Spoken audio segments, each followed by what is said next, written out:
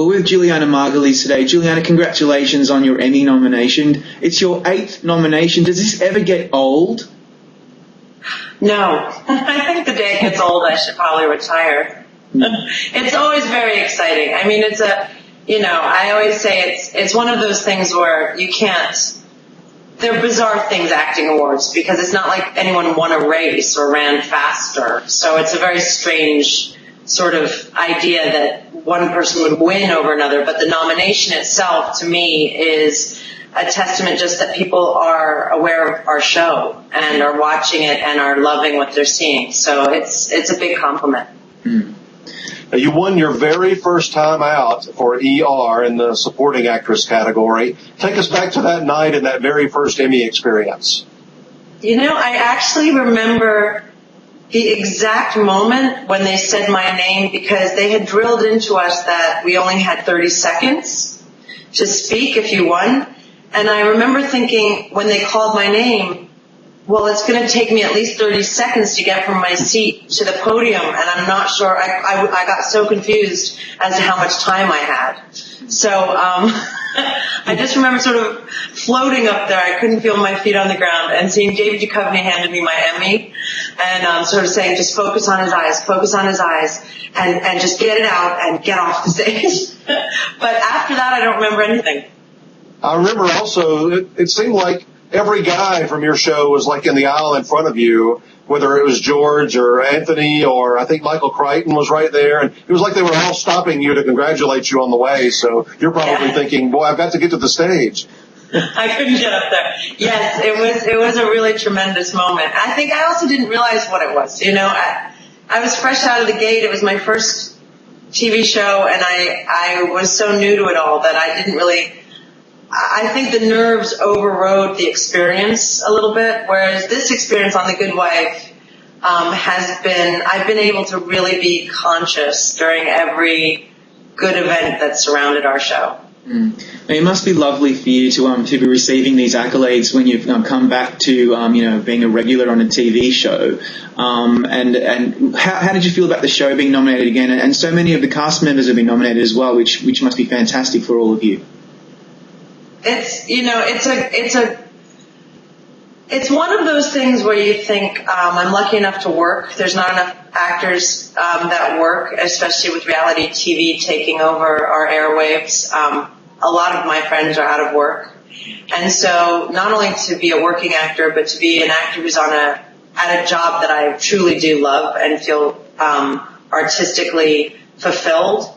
Then to have people actually watch the show, and then on top of that to get accolades is, it's a fairy tale, and I'm very conscious that it goes away. I know that. I know that these are short-lived moments, so now I know to really enjoy it while I have it, and to take advantage of the moment as opposed to just saying, oh, it's just that. It means nothing. It's not that it means nothing, it's just that it's a lovely thing to celebrate. And so I think all of us, because so many of the cast were nominated and the show was nominated, especially because we're the only network show nominated, and because we're the only show that puts out 23 episodes a year.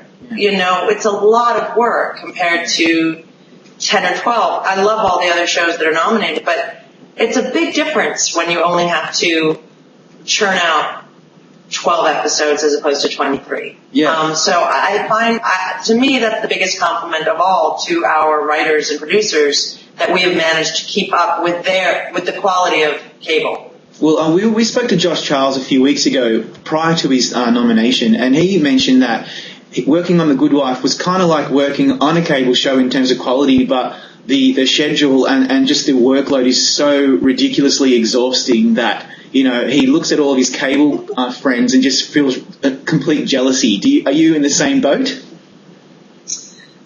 Well, I don't feel jealousy because I really love my character.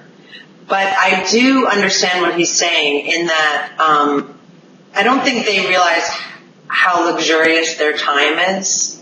And no one realizes it until you're on a network series and churning out this much work with this high quality. I think the bar was raised so high in the first year that we're all constantly struggling to maintain that level of excellence. And so it can be draining. It's a great problem to have. And I, listen, I was the first person to admit I did not want to do a network show. I was looking for a cable show. And my little saying is always that I ended up with a cable show that just happens to be on network. Well, for this second season, for the Emmy judges, you've chosen the episode In Sickness. What appealed to you most about that particular episode? Well, I think, for me as a lead actress in a drama, I wanted to have an episode that pretty much embodied every facet of my character. And that episode for me embodied so much of what Alicia Florrick is going through, between finding out about her husband's infidelity with her best friend to having to almost, I sort of always saw that scene where after she comes home and she's kicked him out and she starts to sob and then just gets this realization that she can't, it's either sink or swim, and if she sinks, her children sink. So there was this moment in there where she goes into the bathroom and puts on her war paint. It's like she's putting on her makeup as war paint because no matter what, she has to go to work. And, the world could be falling down, but she's going to show up.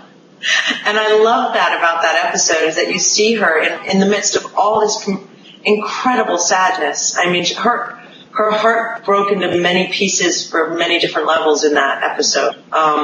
She had sort of, in the episode before it, you sort of see her really looking forward to that life she used to have. She allows herself to slip back into it when she's looking at the house and she's going to the election party, and you sort of see this old part of Alicia where she got the pearls back on and she's ready to be that person as now the new Alicia, which is she has her own job. So it sort of felt like a real new beginning for her. And then to see her crushed like that, I thought this episode In Sickness balanced out a tremendous amount of all the things she'd been repressing. I think it's very tricky with the Emmys because, every other award show is based on your body of work. And the Emmys chooses one episode, and I think it's, I don't play a flashy character. She's not flashy. She's waspy. She represses a lot of her stuff. Most of her reactions are just in her looks, not her words. So I tried to pick an episode that was a little louder, perhaps, than she normally is. I don't know. But it must be really hard for you, Julianna, to do that. I mean, if anyone's watching this, they know that when the Emmys come around to judging, they have to watch one episode because they can't watch the whole show, obviously for timing. But right. It must be really difficult for an actor to pick, what's my highlight episode, especially for someone like you. Your character, a lot of what your character is feeling and saying and doing is just all on your face. And so I think it was really smart of you to pick In Sickness because you do get a few scenes where you burst out crying, and, especially that last scene with you and Chris Noth, there's just so much tension and anger, and it actually finally started coming out. So it's certainly a good shot. But did you ever consider perhaps maybe any other episodes? Because I know that obviously after the season finale there was a lot of buzz and a lot of people were really excited about, what happened at the end of that episode. How did you feel about the season finale? I loved it. I mean, the last 4 episodes of the season were pretty mentally and physically exhausting just because it was all my character's journey, and her emotional life was finally coming up to the surface. So I loved how it ended. I was so tired. I had no idea once I saw it what was really happening in the elevator with the doors opening and closing like that. I thought Robert King, our executive producer, wrote and directed that episode, and I had no idea. I wrote him after I saw it, and I was like, I had no idea what you were doing. Oh my God. Because I was so exhausted, I could just remember my lines. But I loved that episode, but it wasn't an emotional roller coaster for her the way In Sickness was. Mm-hmm. And so I knew, as much as I loved it, it wasn't something flashy as in Sickness. And the other episode, for my money, one of my favorite episodes for Alicia's character was the episode before In Sickness, where you see her after she's found out, just the walk down the hallway, which for me, it's such a challenge as an actor because we shot that at 4 p.m, and by the time it was 5 a.m., we were shooting the scene where I had learned about their infidelity. So for me as an actor, that was the most challenging moment, because to come up with an emotion and not have any lines to say or anyone to talk to or even look at, and make it as real and as gut-wrenching as I could, that for me would have been the episode I submitted. But I think they need more of a showcase than that. So, the truth is, it was between that and In Sickness, and I asked my husband and a dear friend of mine to watch them. And I said, I think it's this one, but I really need your help because I just don't know. I think it's hard to be objective, and, it's a crapshoot either way. Yeah. Well, we both think you chose very well. I want to ask you about Screen Actors Guild Awards. You may or may not know this. I'm going to bring it up anyway. You have won more Screen Actors Guild Awards than any person in their history. Did you know that? I found that out at this year's Screen Actor Guild Awards. Right after I won, backstage, I don't remember the interviewer, but they told me that, and I was flabbergasted because it's not that I forgot that I won for ER, but it was so long ago. And strangely enough, I had just moved house from LA, so all those awards and things that I had won on ER are in boxes in my basement in my house in upstate New York. So I haven't this show and my new life with my husband and my baby is such a different journey for me. So I didn't realize that until they told me that this year, and I was I'm dumbfounded. Really? Yeah, you've won 8, and the next closest is 6 with your former co-star Anthony Edwards. He won 6. But what does it mean for you just getting support like that from your fellow guild members? Honestly, for my money, that's the award. When your peers are the ones voting, and they are voting on a body of work, and that's the one that means the most. It just always does. The Emmy is great for business, and it's great for the show and for overseas selling the show, and it's wonderful to be able to say an Emmy award. But the Screen Actors Guild is, to me, the heart of this industry, and as an actor, who you want most to impress is your fellow actors, So I'm really blessed, and I know it'll never happen again. So I'm just very appreciative. Well, you win 2 more, and then they just take you off the ballot when you get to 10, and you become like a Lifetime Achievement Award winner or something. You never know. I think Candace Bergen took herself off the Emmy ballot, right? She did. She had won 5 years in a row or something. Yeah, that's right. So we'll see. I'll wait for 10 and then I'll take myself off. Let's not get too excited here. Just wait. Let's wait till you get to the 10, and then you can think about it then. But yeah, I think that won't happen. But thank you for thinking about it. You never know. The Good Wife's going to go on and on and on, and if the quality continues like it has been, then you'll be going back and forth. So anyway. Well, from your lips to God's ears. I mean, we actually were just talking about that. We're thinking how long can this show actually maintain a life, and the beauty of it is that we just sit back and read the newspaper. We don't have to do much. So hopefully it'll go on for a while. And so you're filming the new season now, correct?